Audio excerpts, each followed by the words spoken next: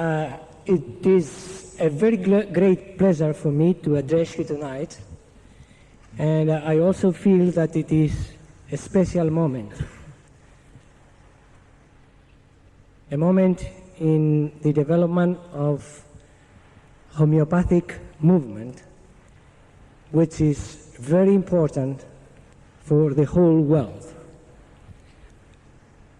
I don't think that a few years ago, if anybody was here to speak on homeopathy, would collect as many people as they are here tonight. And that's a sign that the time is now for homeopathy. Well, tonight I have come to share with you some of my experiences concerning the human health in general, which I must say are not very optimistic.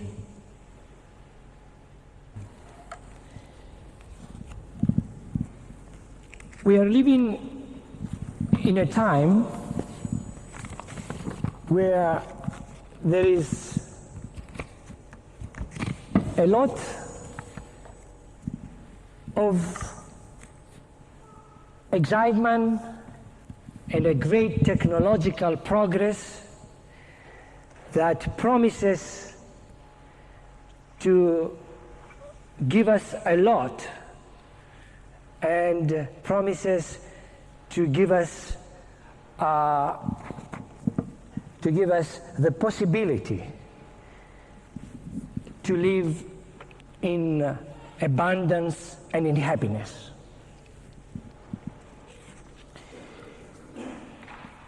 Well, my concern is that it is doubtful whether or not mankind will, in the course of a few decades, possess an adequate state of health to fully enjoy the fruits of our technological progress.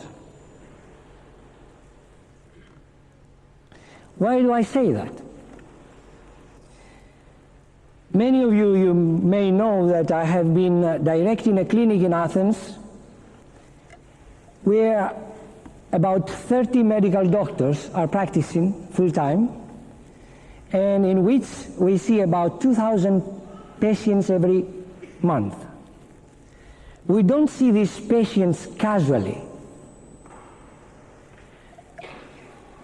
We take a thorough history of their medical background, medical past. And we watch them as we treat them all along the years. Having attended all these thousands of cases and having seen how they react to different ways of treatment, I've come to the conclusion that the human health in general is in great hazard, is in a great danger.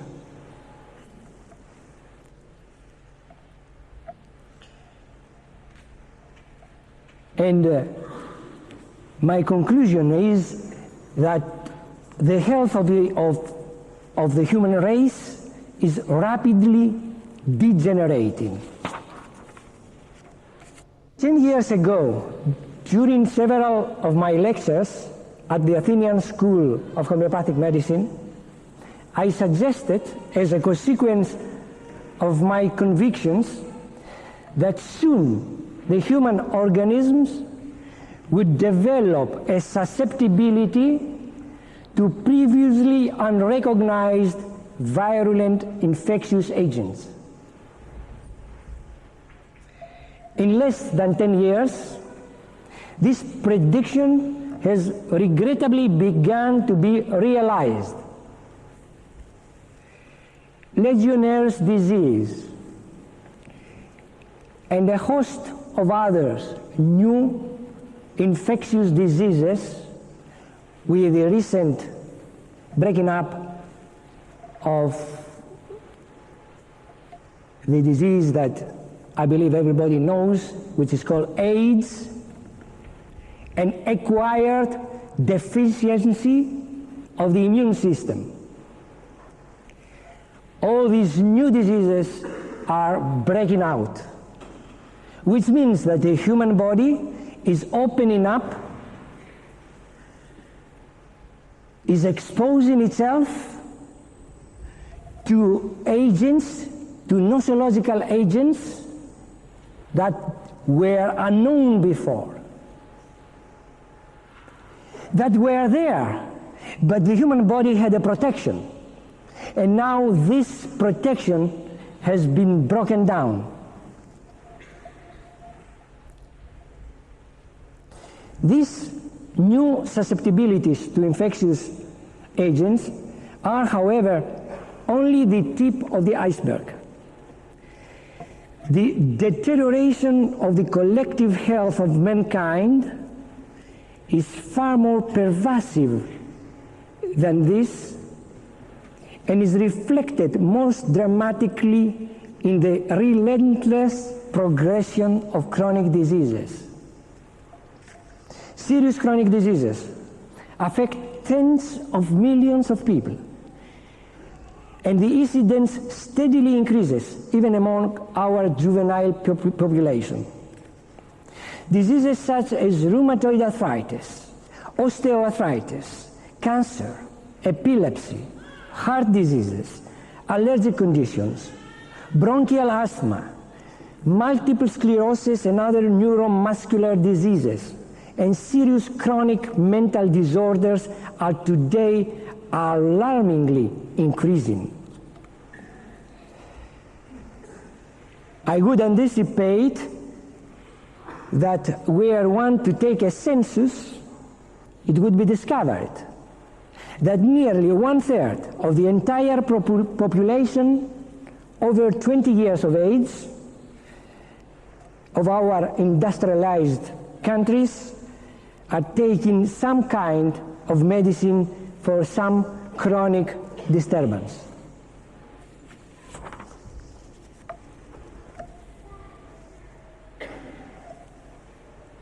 I want to just give you an incident which was related a few months ago in the center, where I have been treated a person with phobic states.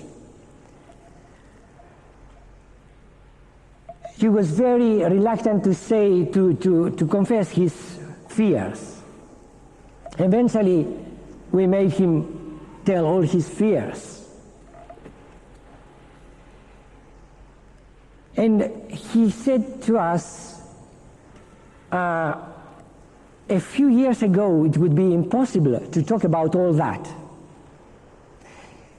But lately, it has happened an event which made me more easy to speak about my fears, my phobias. Why? Because I was on the American Express, he says, and some lady, there were a lot of people inside, and some lady kind of fainted. And to my amazement, he says, I saw almost everybody in the American Express in Athens rushing out, pulling out some kind of pills that they were in their pockets and giving to the poor lady that has fallen down. So he says, I was amazed. You know, so many people, they were taking pills, I thought I was the only one.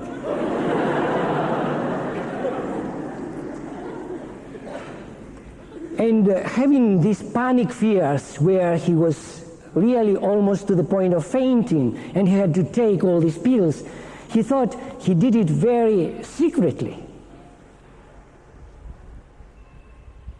Where this is a grotesque example of what is happening today as far as health is concerned. I just want to give you a few, very quick, a few numbers in statistics which come from the National Health Service of this country. The statistics, they say that malignant neoplasms from 61 to 73 within 12 years have increased to almost 50%. 50% in 10 years. In 100 years, what happens? The heart diseases have increased 54%. The nervous system diseases, 36%. Circulatory system, 24%. Musculoskeletal system, 36%. Where you see all these diseases which I refer to, they are serious chronic conditions that they have exploding. Where gastrointestinal condition, gastroenteritis, gastritis, which is something which is not severe, has increased only 4%. That is the normal figure that if the general health of the human body was staying stable in a way, that is 4% or 5% or 6% or around 10%. That should be up or down, where all the figures are up. And some figures are extremely high. Where are we going?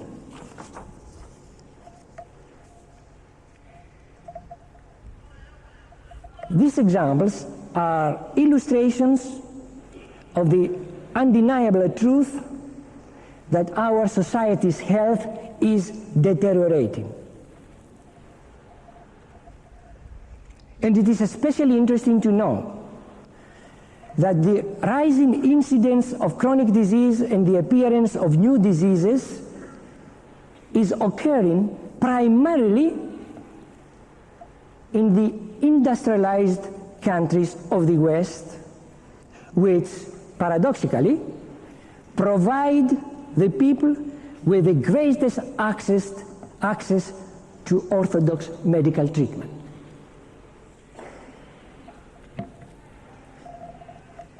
Thus, one can arrive at one or both of two possible conclusions: that the overall health of the human population is deteriorating either because of the employment of allopathic therapeutics or in spite of its use.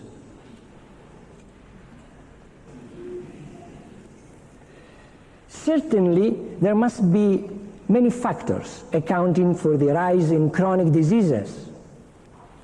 Among them, the increased stress of daily life in industrialized society, nutritional inadequacies in our diet, and the environmental toxins with which we have plagued ourselves. But it remains my contention, nonetheless, that our health is being compromised to a great extent by the widespread allopathic drugging in effect.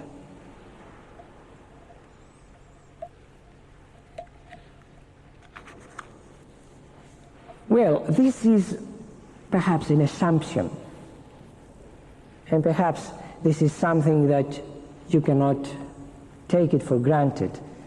And tonight I would like together to go through certain concepts that I hope eventually to be able to have shown to you logically that what I have said so far is true.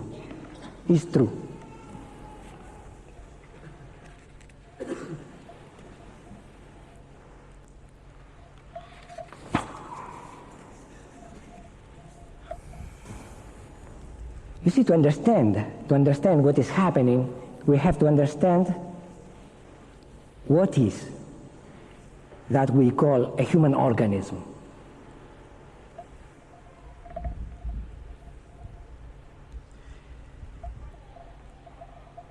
What is that which we call the human being? Is the physical body? Is only the cells? So to my understanding, the human being can be said to function on three different levels. On a mental level, on an emotional level and on physical level.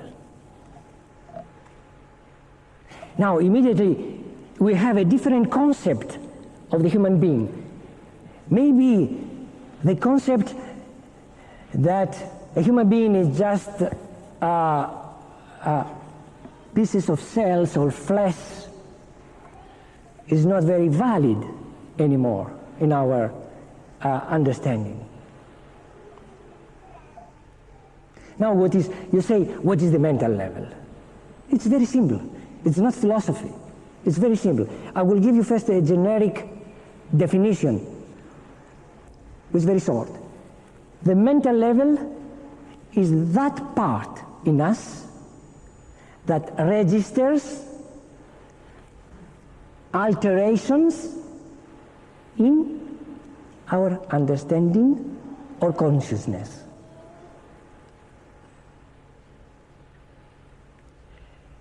The emotional part is that which registers alterations in emotions.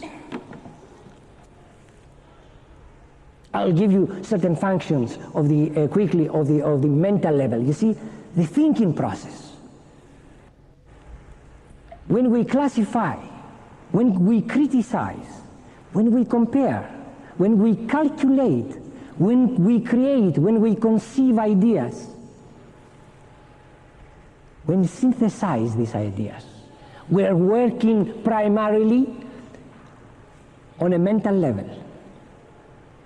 So there is a mental spiritual part in the human body which can said to function at a certain moment, and the being, the human being as a whole, focuses its function on that level.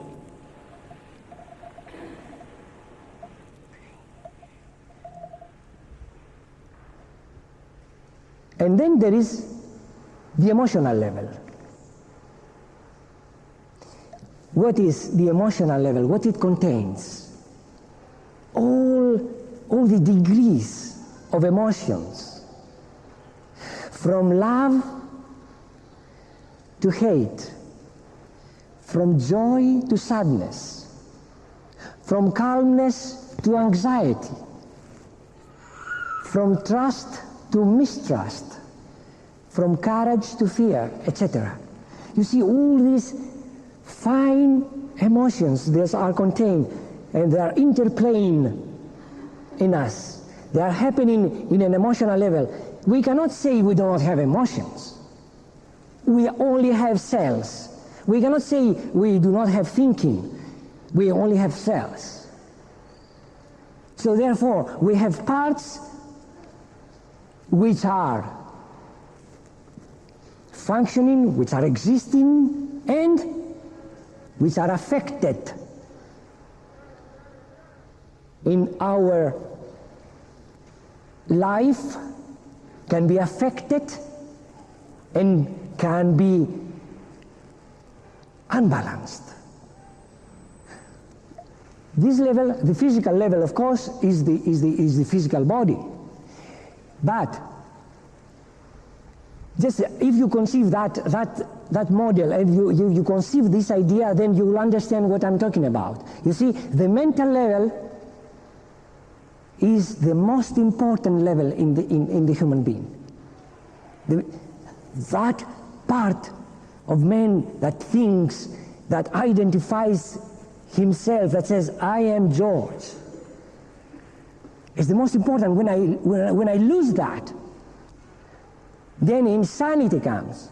Then I don't know myself, I don't know the others, I cannot connect, I cannot synthesize, I cannot classify, I cannot think. Then I have been reduced into another kind of thing. I've lost everything.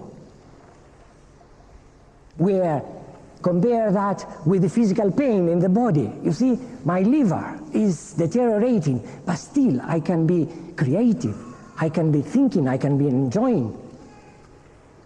and the liver is breaking down or the heart is breaking down. It's not as important as when the mind is breaking down. And the suffering is much more. There was a poet, I don't remember who exactly, who said, give me all kinds of physical pain, but don't give me psychological pains. Psychological pains are much, much more agonizing than the physical pains. Why? Because they are felt deeper in ourself. You see, do you understand then that this level, the emotional level, is more important than the physical? Because when the emotions are dead, when the emotions are not alive, what do we feel inside? A feeling of deadness, of complete stillness, like depression, sadness. We all have gone through sometimes of stages of depression. And we know how much is the suffering during this time. We all almost have gone pains through breaking our legs or hitting this. This is nothing. I broke my leg and I took one dose of Bryonia. It was 11 o'clock in the night. 11:30 I was sleeping. I slept right through the night, nothing. Let me break my heart to see if I can sleep through the night. My girlfriend, my wife left me, this, that. The emotional starts vibrating badly and there is emotional pain. It's much more important. So the emotional part is more important than the physical. The mental is more important than, just show me the first slide. The mental is more important than the emotional. So the first slide.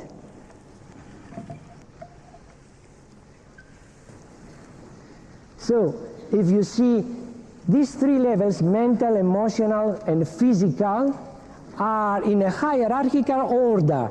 The mental level is higher than the emotional, than the physical. But these three levels are not separate. We are one human being. So how schematically shall we show that? In the right side figure. Good. My right leg is showing there. In the right, we see the mental is the central part of the human being. You see how it is protected. It is the most protected also. It is very, very deep inside. The physical is the peripheral, is protecting the emotional and is protecting the mental. So therefore we shall see when diseases are progressing from the periphery, from the physical, to the emotional and to the mental, diseases are progressing towards a degeneration of the human being.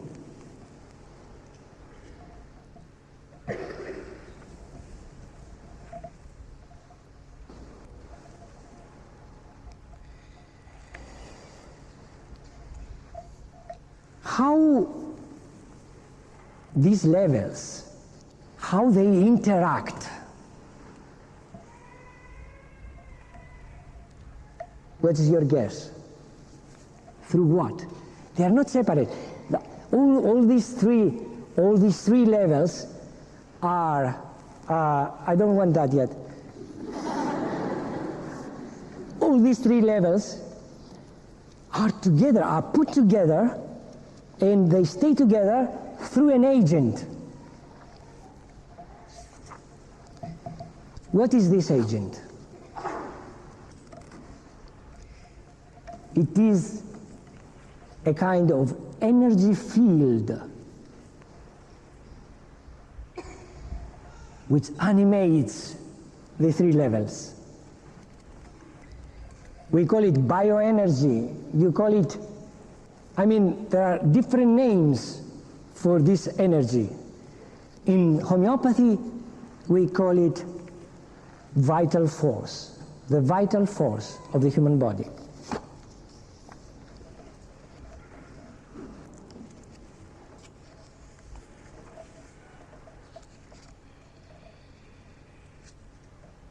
The vital force is responsible, is a field of energy within us which is responsible for receiving the stimulus from the outside and arranging for the response which is going to happen. Whether it is, I'm feeling very cold, so because I'm feeling cold I have to protect myself. This is not happening logically. This is happening on another level, which we call the energy field level. Therefore, there is a central intelligence where it gives signals and says, okay, contract the vessels, produce more, whatever it is, produce, it's called. Anyhow, it will give directions, this central intelligence, so detailed, so minute, that all that which we call the physical body has to rearrange itself in order that we are protected from coldness. We are protected from overheated, from being overheated. The same thing happens when somebody says, you know, that your husband has broken, or your wife has broken her leg, you know. There is a shock. That shock is taken by this vital force, and there is palpitation. Eh? Why there is palpitation? There is reason, because the blood must go to the brain, otherwise will faint. The human body arranges at every moment, rearranges itself to protect itself from the environment and from the different stresses that exist in the environment. Whether this is a virus, a microbe, a bacteria, a psychological stress, an environmental stress.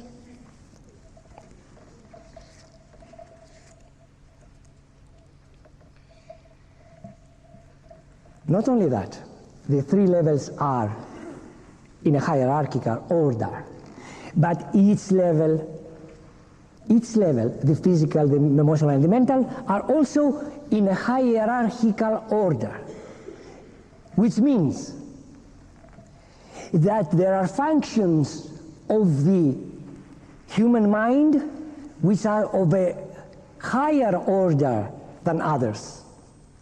You see, the mind, the memory, we have the memory, a portion of the functioning of the mind, is of lesser importance than the capacity to think and to synthesize.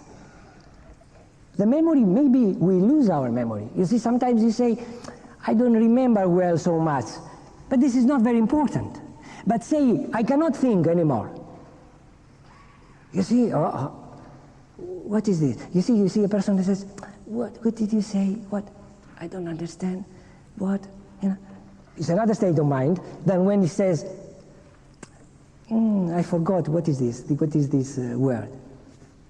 We don't pay attention to the second state. To the first state, we say, oh my God, something is happening seriously to the person. That means certain functionings of the human mind are more serious, more important than other functioning. The same with the human body. You see, take a knife and make a cut in your skin, which is the periphery, which is the outer envelope. Make a cut. Is it important? Not at all. Go inside into a more vital organ and make the same cut. In the lungs, much more important. In the liver, even more. In the heart, maybe it's fatal. In the brain, it's fatal. So there is a hierarchy. You see, the skin has not the same importance as the brain. So in the organs, the human body has also a hierarchy. Well, if we then see diseases progressing from periphery to the center, then we should question what we have done to that individual as physicians.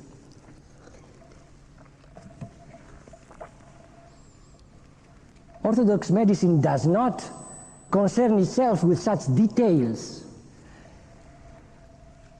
You go there with a swollen knee, and say this is an arthritis, so you take some anti-inflammatory drugs, and the inflammation will go away. You take these drugs for a month or two, and the inflammation goes away. After 6 months, you realize that something is not going well in in your organism, and you eventually develop a more serious condition, like a systemic disease, a collagen disease. We do not connect the two. But the question is any connection really? That means by taking drugs for different elements, do we drive the diseases more and more to the center? Do we drive the diseases from the periphery to the nervous system, to the central nervous system? Do we drive diseases to the emotional level where we have the anxieties and the phobias that we see today? The neurosis which is going on around us? Do we drive inside diseases when we see insanity, when we see the mental disorders that prevail at this time in our societies?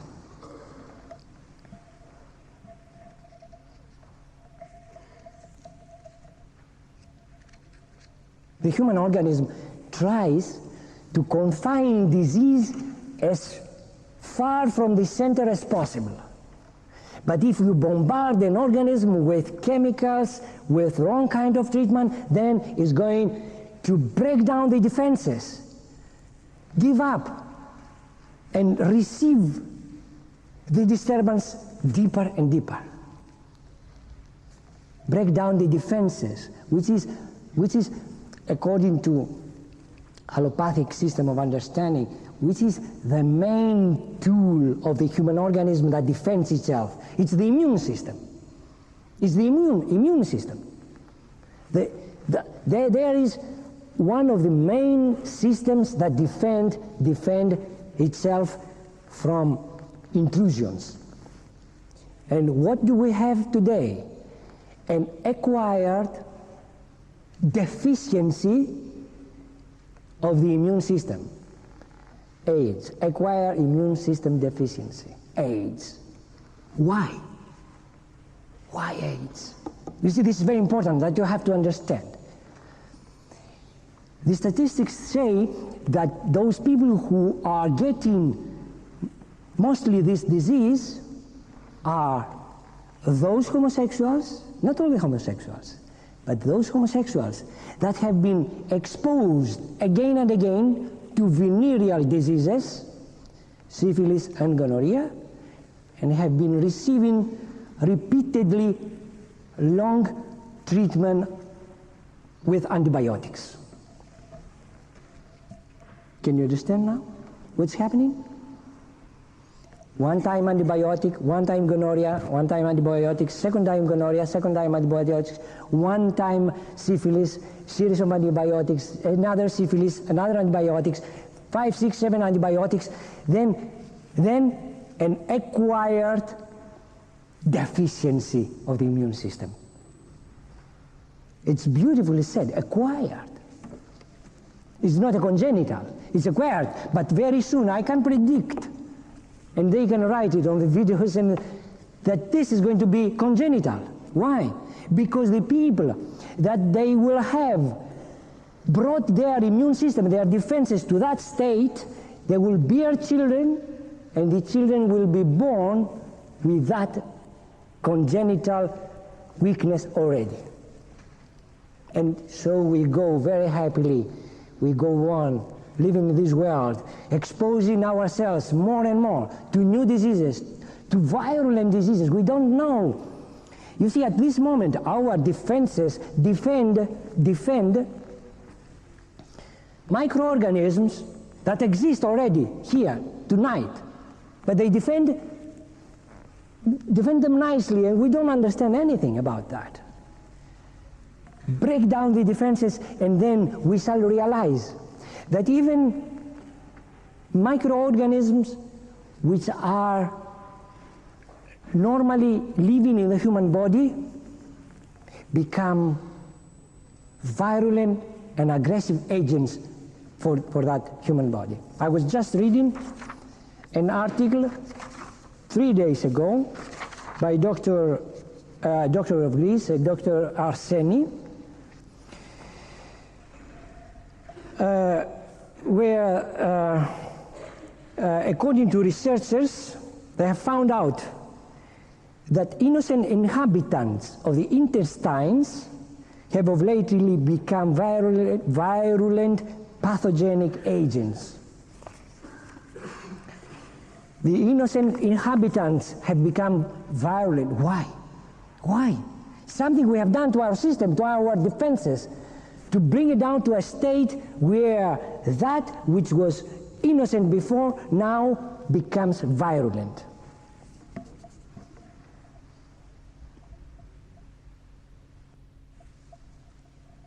If we understand this point of view, really, then naturally we have to ask ourselves, where are we going? Where are we going?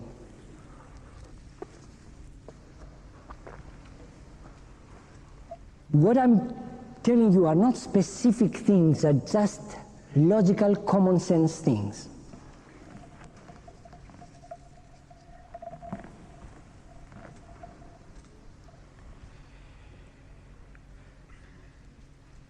You see, Orthodox medicine views and continues to view the human body as merely a physical, a biochemical entity, a highly integrated system of biochemical reactions and cellular components. From its perspective, the cure of disease involves only a re-establishing of biochemical normalcy and cellular integrity. It attempts to effect cure by the administration of chemical agents, whose action is directed towards the isolated focus of pathology. You see how the concept that we have a biochemical disturbance, so we'll find a chemical to counteract that. Do you see how the human mind has taken, perhaps, I'm just putting questions. I do not say anything to you tonight. Just take questions with you and think for yourself. The whole concept of allopathic medicine is that we find a chemical agent that will correct or will kill the virus, will kill the bacteria.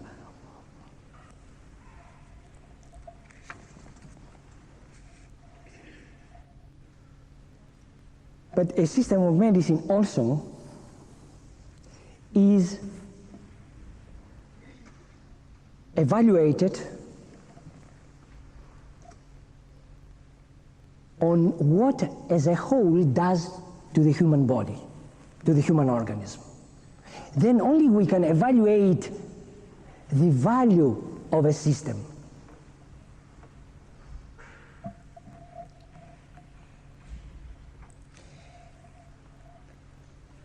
But in order to understand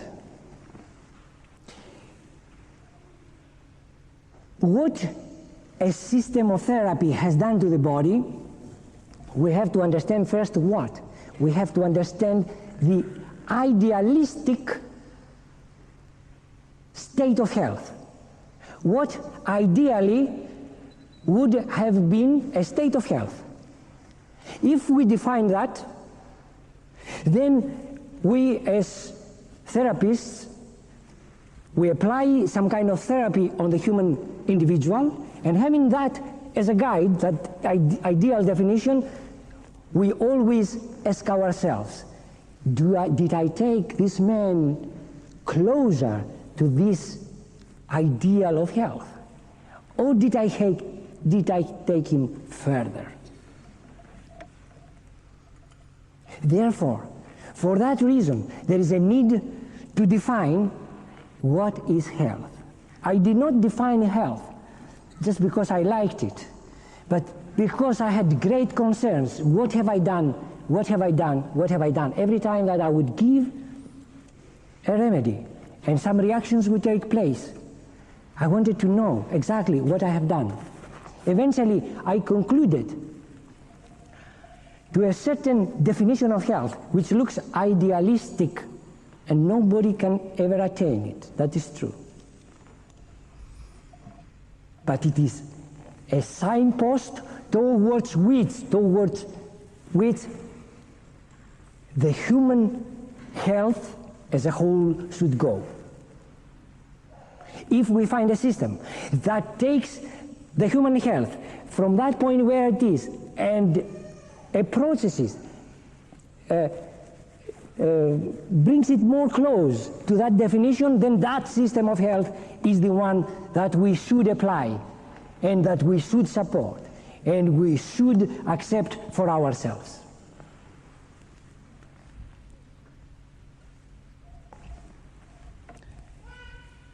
And through my reasons, I'm just going to give you quickly the definition of health which I have raised.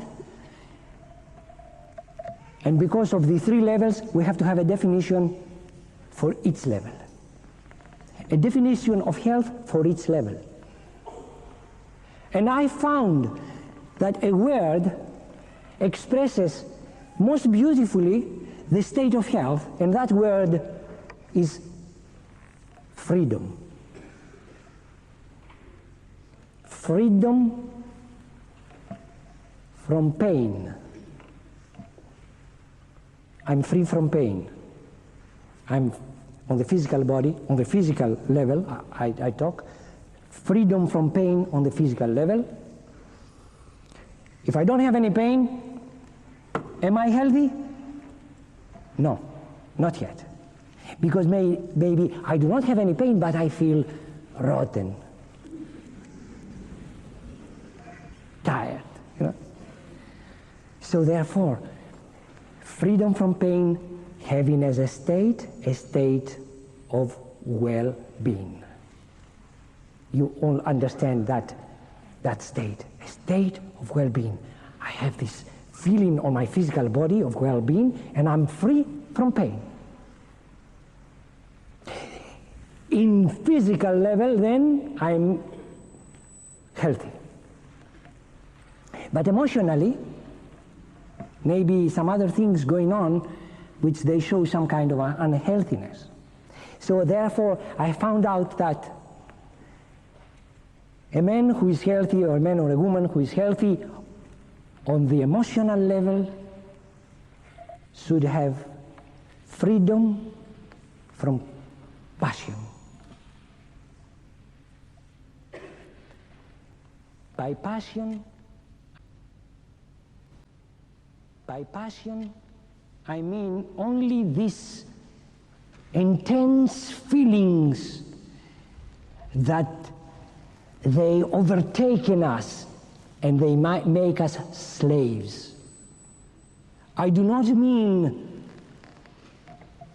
the normal passion I have for my work, but even that has made me a slave.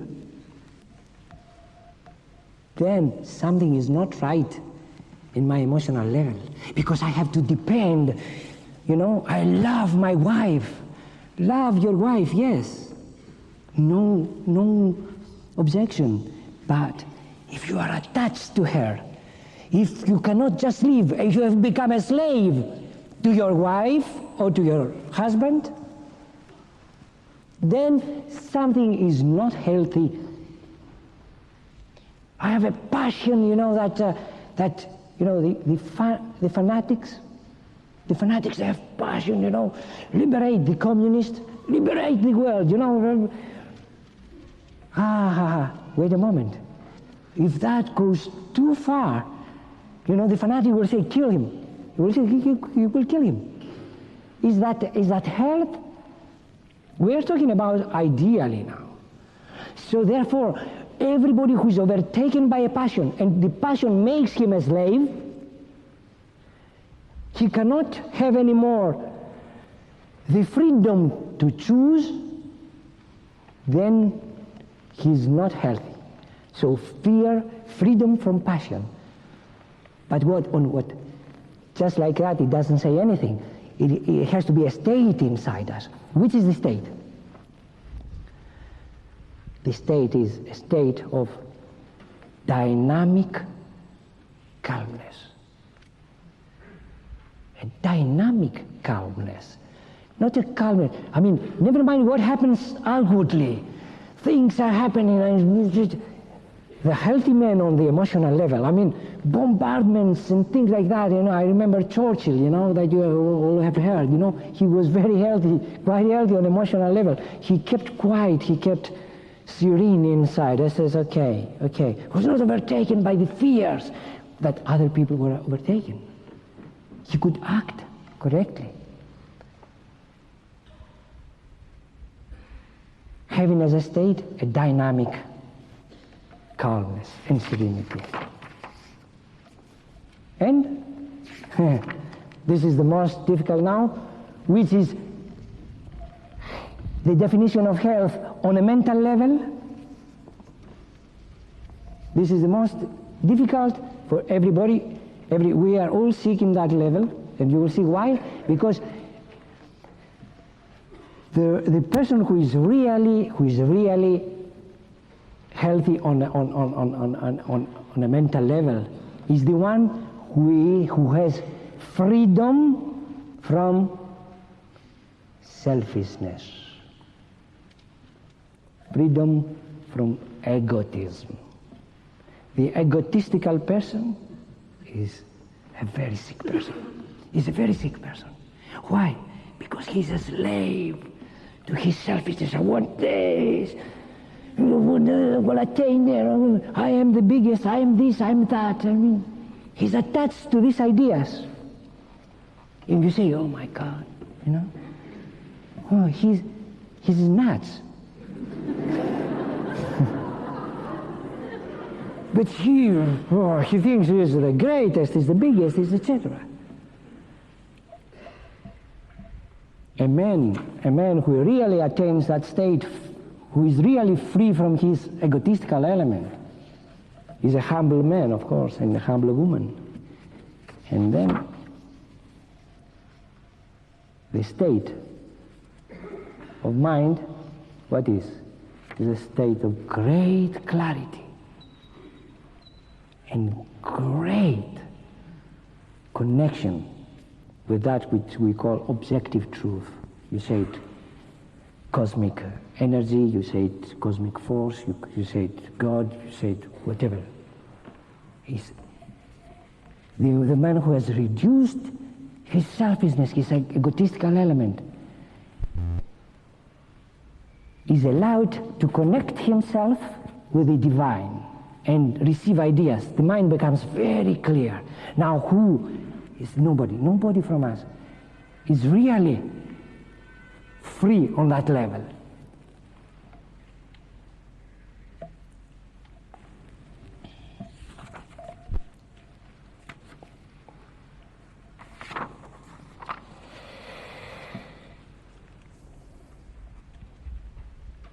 With this idea in mind now, we are in a better position to evaluate a system, a therapeutic system. Well, I went to my doctor with a duodenal ulcer, with my pains here in the stomach. He gave me different remedies, and this pain went away. But now I live in a state of anxiety.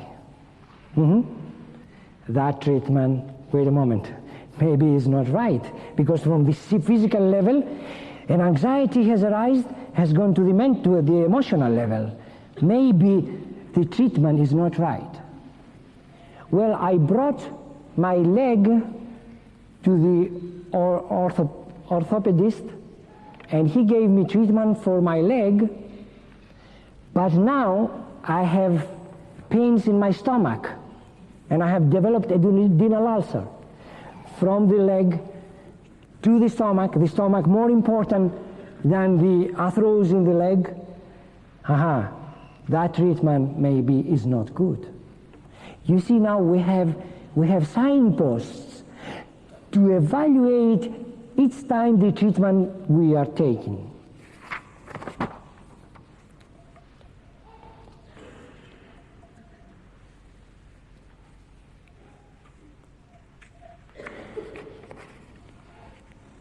But let us go to another concept now.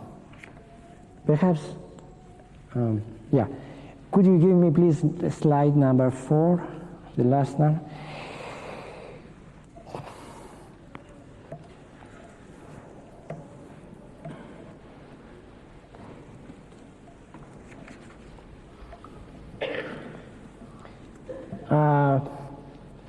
You see, what is disease? Disease, the symptoms that we call disease, is nothing else but a reaction of our organism to a stress agent, to a stressful agent.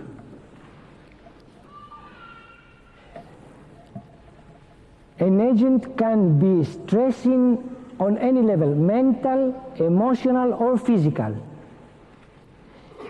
Now, if there is a virus on the physical level, then the stress goes to the vital force, and the vital force rearranges the defense and says, in order to defend this virus, I shall raise the temperature, brings up fever.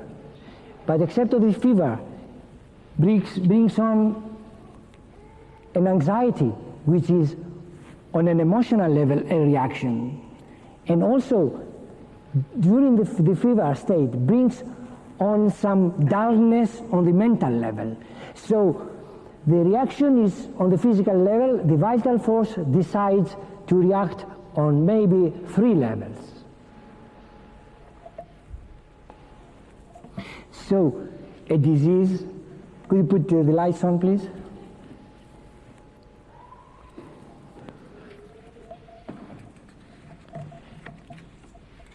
A disease is not what you have learned to say. You see, bronchitis, this is bronchitis. Bronchitis is a group of symptoms which is fever, which has coughing, which has collection of mucus in the bronchi. And all this symptomatology we call bronchitis. But this is nothing else but the reaction of the organism to the disease. It's not the disease per se. What we perceive actually in disease, we perceive a reaction of the body in order to do what? In order to save itself. It raises the fever, because if it does not raise the fever, will not be able to counteract the virus or the microbes or the bacteria. It is necessary. So we cannot say bring down the fever, logically, because this may be dangerous.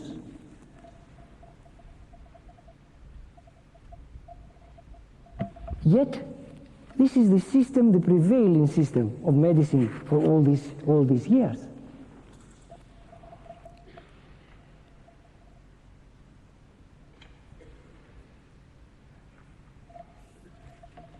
Any symptom which you feel, it is a reaction of your defense mechanism in order to bring about a balance. I will give you an example.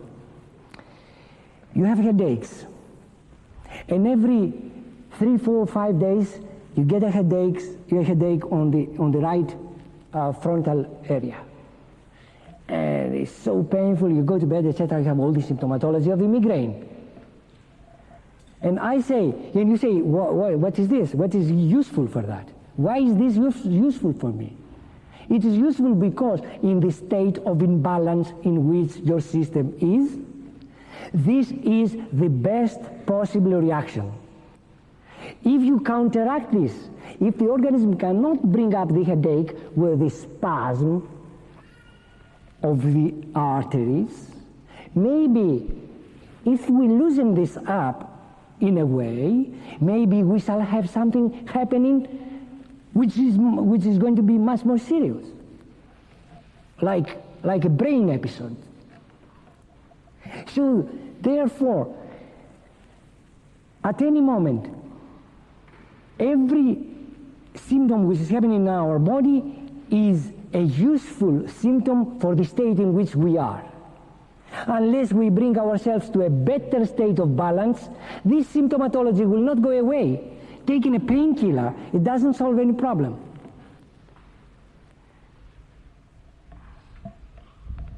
So,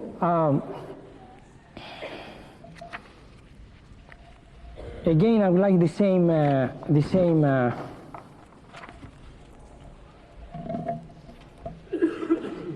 You see, I will show you again in this. Now, on the left, you see the different therapies. On the top, we say traditional psychotherapy. In the middle, we say encounter T groups therapy, primal therapy. And in the bottom, we say allopathic medicine and herbal medicine. Now, all these different therapies act upon one of the 3 levels of the human body. So the psychotherapy acts through the mental. You see, the psychotherapist discusses with the individual and tries to make him understand certain processes through the mental. What is happening is that the impact of the psychotherapist is taken through the mental to the vital force, which rearranges, and nobody knows exactly what the vital force will decide to do when a psychotherapist forces an individual to understand that what you are feeling now, my friend, is because you have suppressed homosexual feelings and you don't want to accept them. And he pushes him until the individual accepts this idea. Yes, I have homosexual feelings, etc. And then the particular phobia goes away, but the impact of the shock that has and the chain reactions that I may have through the vital force may develop another syndrome or another set of symptomatology. So we are not in a position to affect the central agency, the central pot where all the information comes and goes. We are not able, through psychotherapy, to affect the core of the human body. Neither we can encounter with encounter therapy. You know what's encounter therapy? They come together in groups and they bring out their subconscious thoughts and feelings, and they tell to each other, say, I like you, I don't like you, etc. Bring it out. And then you see things, chain reactions which are taking place, which nobody can control. There is supposed to be somebody who is the leader and can control, and I have spoken with some of these people who said I gave it up because some reactions were taking place within the people that nobody could control. The allopathic medicine and the herbal medicine are given on the physical body. Again, the impact is taken on the vital force, which rearranges again in order to counteract both the disease and the medicine.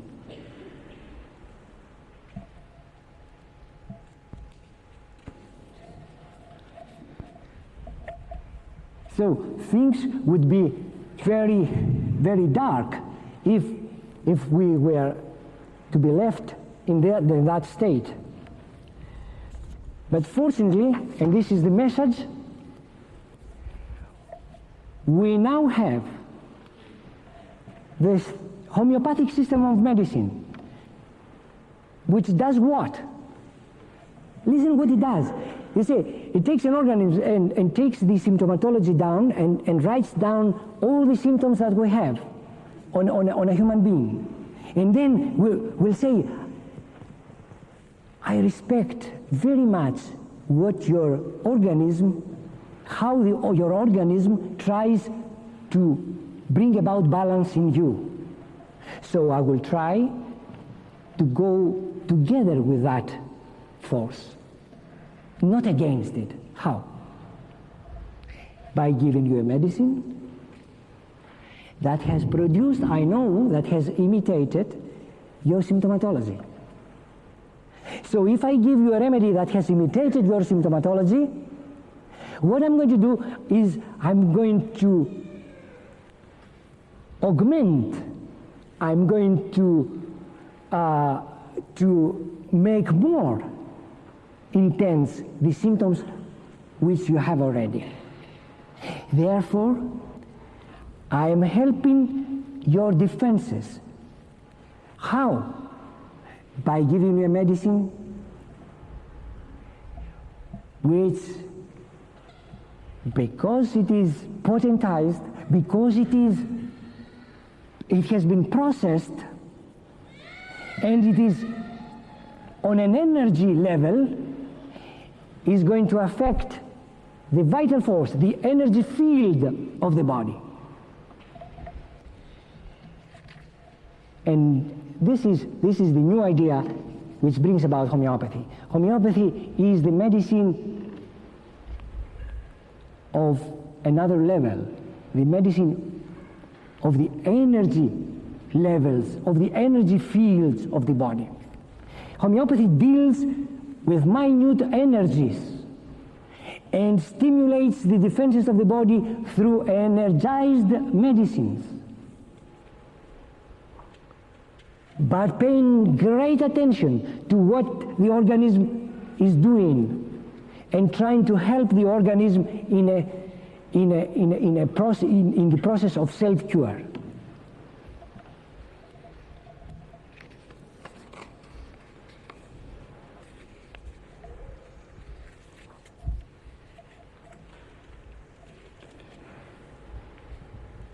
You see, the common sense says that if allopathic medicine was successful in treating diseases, chronic diseases, we would have witnessed a regeneration of the human race. A regeneration, not a degeneration. The statistics would give less and less chronic diseases.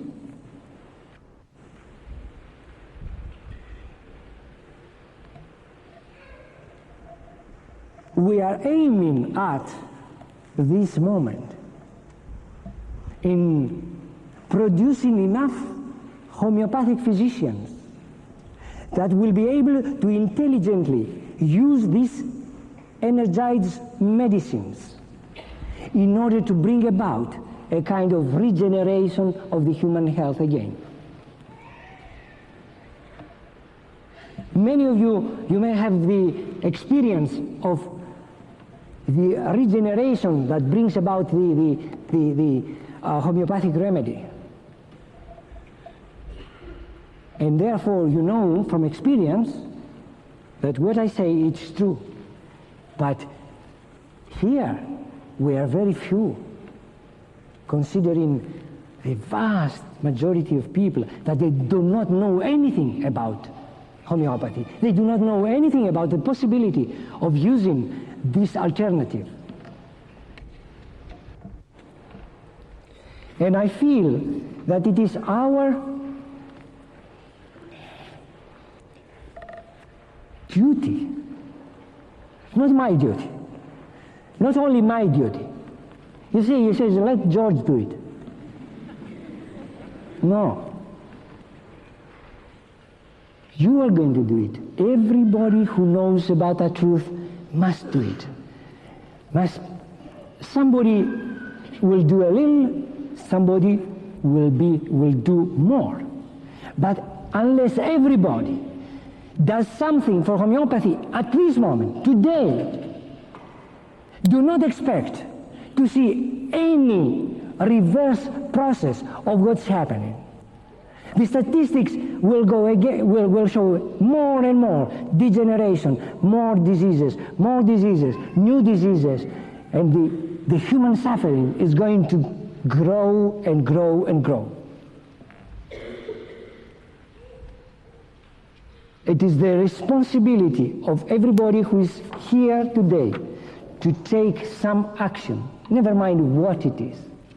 Just tell your neighbor, just give an information. Just tell, why do you take so many medicines? Why? I mean, the cost of health care. I mean, only from that you can see the ingestion. You can imagine the ingestion of tons of medicines that are pouring into the human organism as a whole, especially of the West. Tons and tons and tons, which are ingested. And the statistics, 50% more, 60% more. God knows what we're going to see very soon.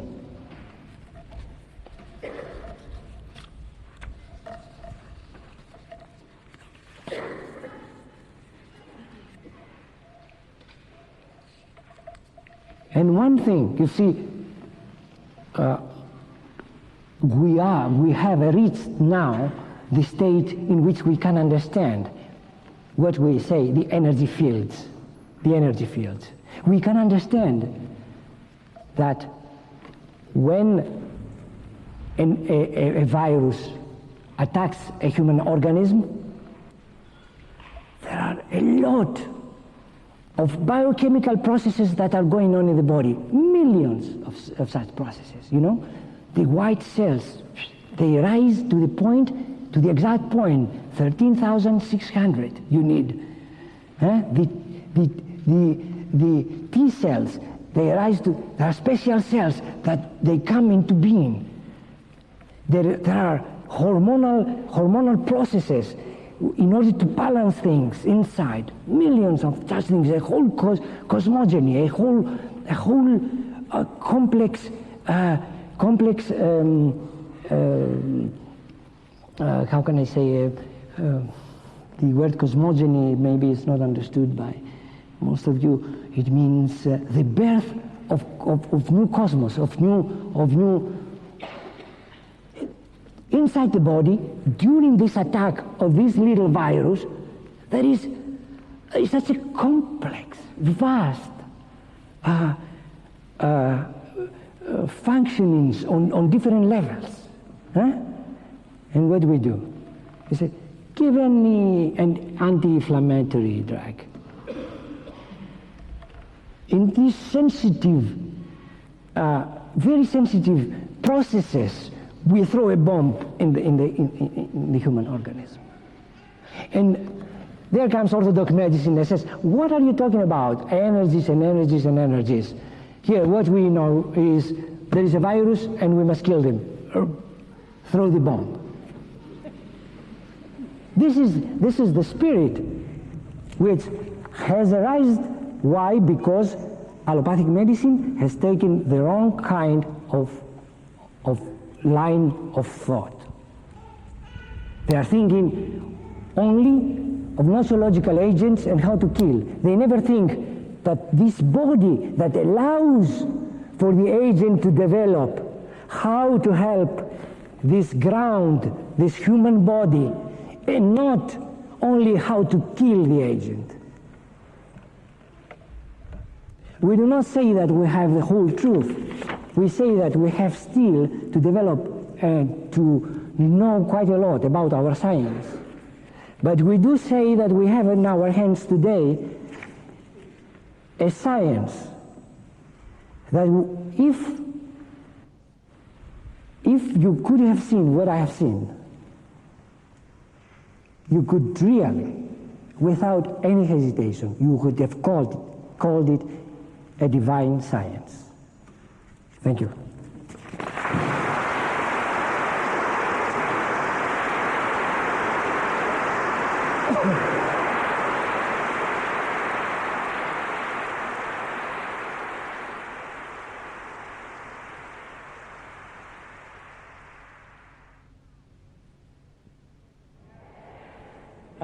One question is, you say diseases are increasing, yet the death rate continues to decline as it has done for the past 100 years, and average life expectancy continues to rise. How to explain this? This, I think there is an explanation, and I have not given the explanation. The people who are specialists in that have given the explanation. The life expectancy does not continue to rise, has reached a point for the last 10, 20 years, and it remains more or less steady, but it has risen due to the fact that hygienic measures has taken place on a grand scale, and also that they have, through technology, managed to save much more babies that were dying before, and in this way bringing up the general life expectancy into a higher level. Not only that, but because I have looked at the statistics of WHO, World Health Organization, do you know which country has the highest life expectancy? Do you think it's Sweden? England? Norway? USA? No. It's Puerto Rico. So it's not, or some of these countries in South America. Therefore, I would not say by any means that allopathic medicine has really increased the life expectancy, and when we talk about life, we should take into consideration parameters which show the quality of life. It's important that a person lives with a quality of life which is tolerably good. I mean, a person may live, but may live as a cripple.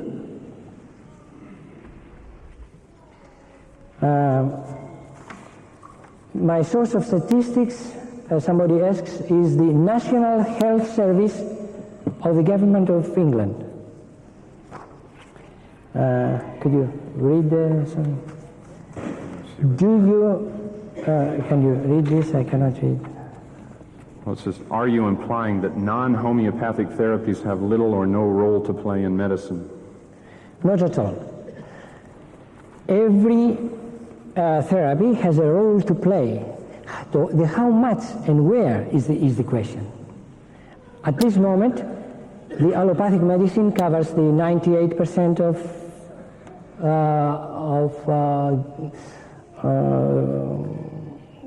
healthcare coverage.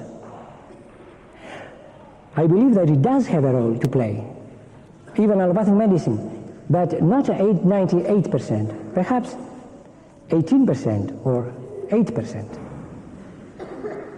That most of the diseases, chronic diseases, could be covered by other therapies which have really a regenerating effect.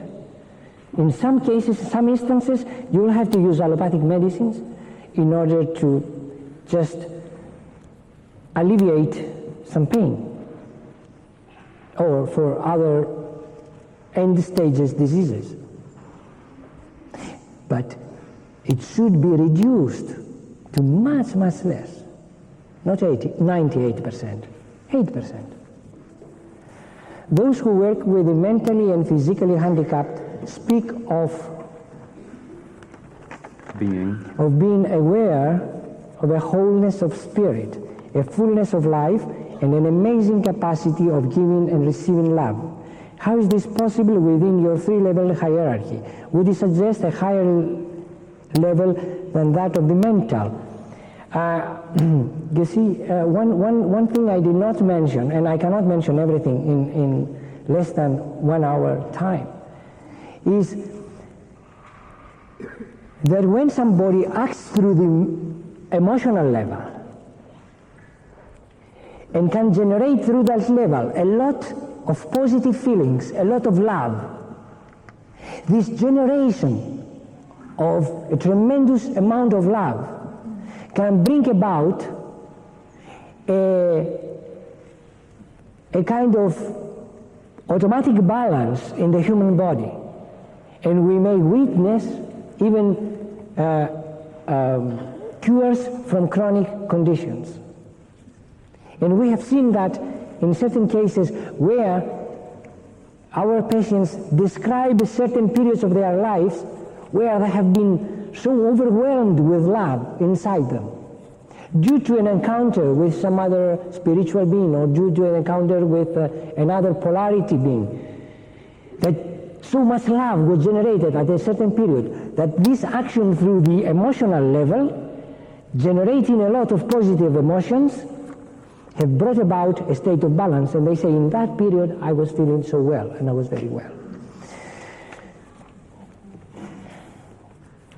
Is psychotherapy or other sorts of therapy useful to the attainment of health, in your opinion? You see, I think I have answered that. Also, every therapy has a place. And sometimes psychotherapy, you see, to a person who really has a problem, which does not understand why he does it. For instance, I'll just give you an example to understand. A woman gets married with a man not because she loves him, but because she feels a kind of security with him. He's rich, he's this and that, and he loves her, and all this kind of security gives her the impetus to say, yes, okay, we'll marry. But there is no attraction, there is no love in emotional level or in sexual attraction. What happens to that woman? Very soon, we have seen these cases, that she develops a symptomatology. You see, headaches. She says, oh, I have headaches. Or she develops different other symptomatology. You see, she has anxieties, she has fears, she has depressions. She has a peculiar symptomatology which you try to treat, and retreats this symptomatology, and another comes, and another comes, until you realize that this woman wants to be sick. Why? Because she wants to avoid the sexual intercourse with the husband, whom she does not love. In her logical mind, she does not understand that.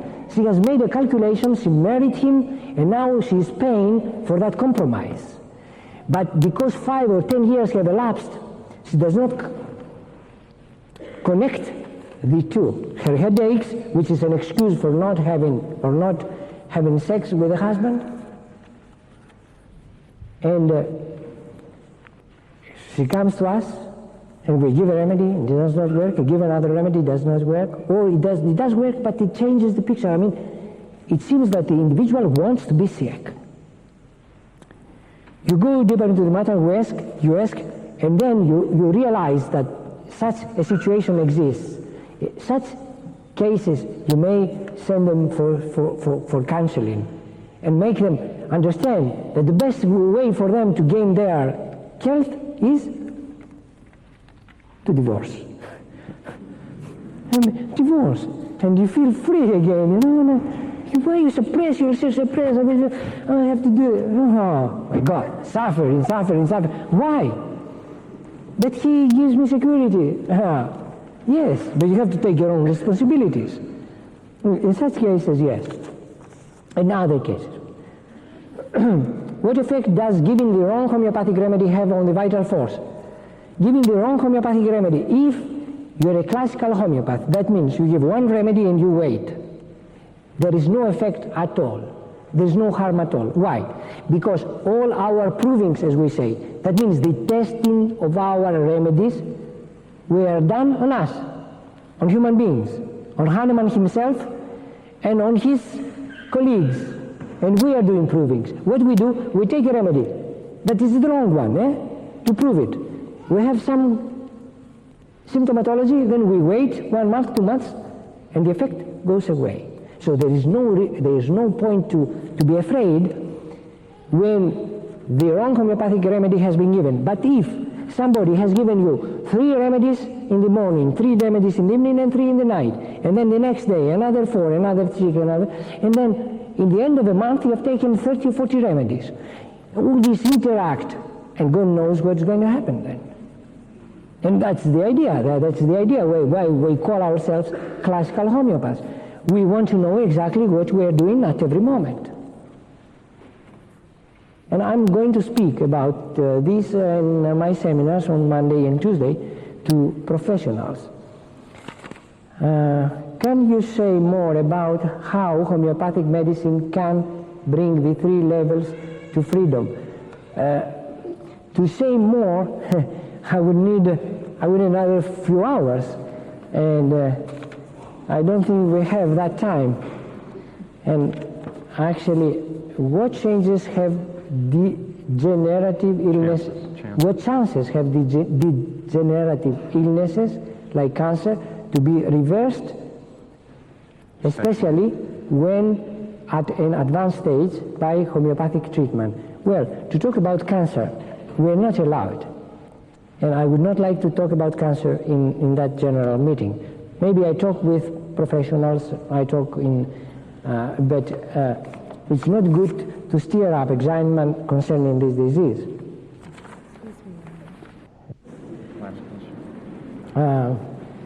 Unfortunately, the questions are so many that we do not have the time. Does homeopathy accept that surgery is necessary? And if so, what part can it play in the treatment of disease alongside homeopathic treatment? For example, kidney transplant, heart valve operation, tumors.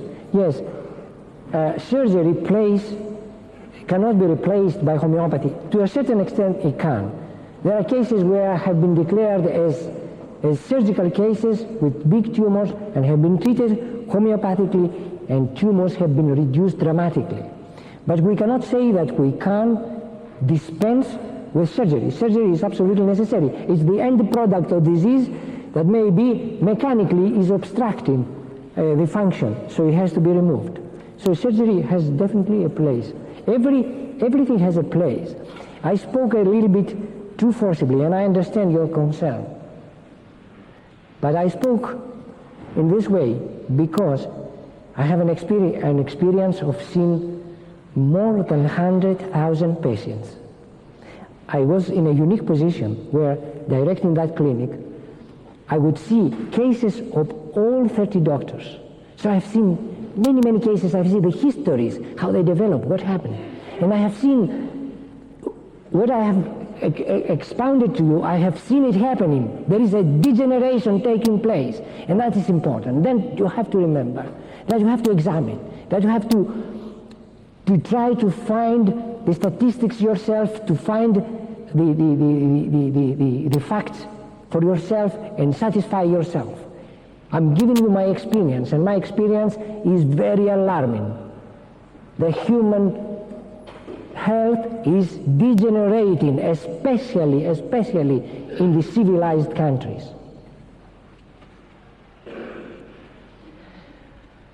So it was very nice to have this exchange, this intercourse, and I hope that another time you shall have the possibility to speak more extensively.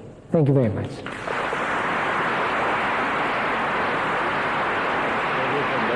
So you want to go now? Or wait till David talks?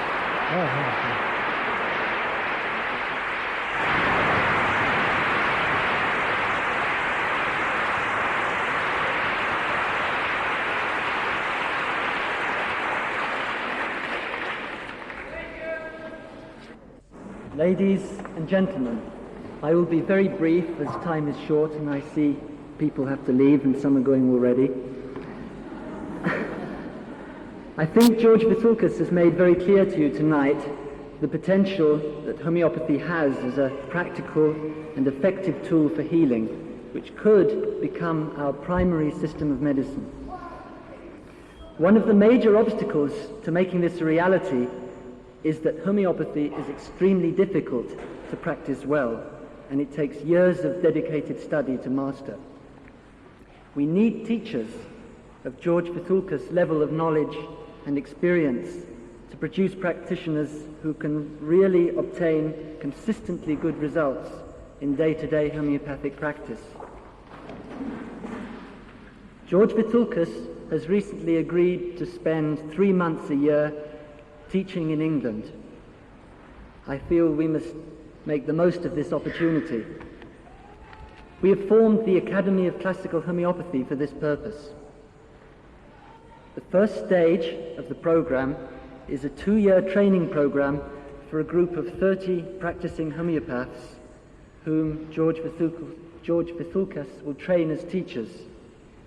20 of these will be from England and 10 from other countries in Europe. There will also be regular seminars for larger groups. The first of these is next week. For this project to work, we need support, and especially we need financial support. We have an immediate need for £10,000 to buy equipment such as photocopying equipment and in particular video recording equipment. We intend to build up a library of video cases when George Vithoulkas is here.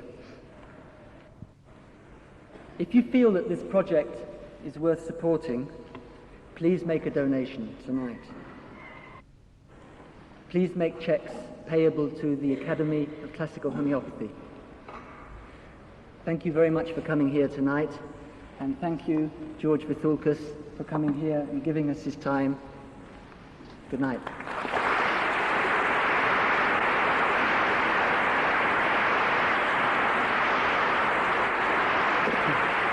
I went off completely.